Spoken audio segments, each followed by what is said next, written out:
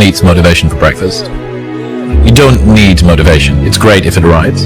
It's some extra fuel on the fire. But discipline is the thing that you need.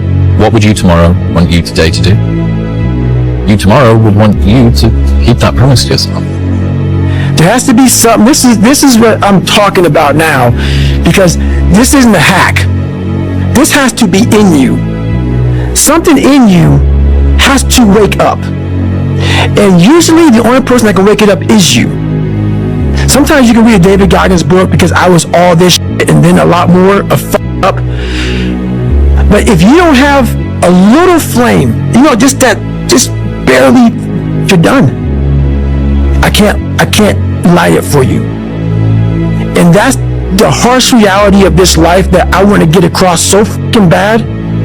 You can watch me, you can watch you, you can watch Rogan and Cameron Hayes, all these motherfuckers.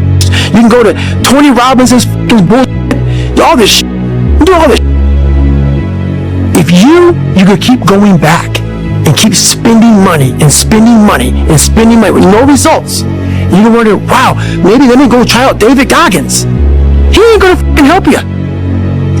You have to explore, examine the insides of yourself. And what do you really want out of life? Your friend and a lot of people out here just don't fucking want it. So guess what? Have fun with your life. It's a lot easier to sit around and make a list of what you're going to do in the future. What's easier? It's easier to take out a pen and a piece of paper and write things down.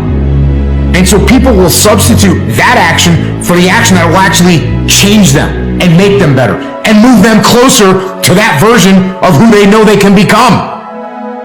So let's just be careful. Just be careful.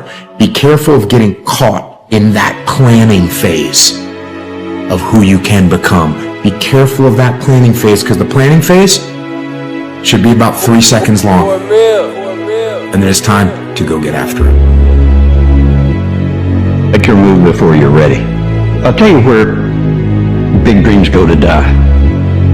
They go to the planning place, preparing myself. And it's the biggest con job we work on ourselves. There are so many bones of big dreams in that graveyard where people, there's always going to be a set of reasons to wait.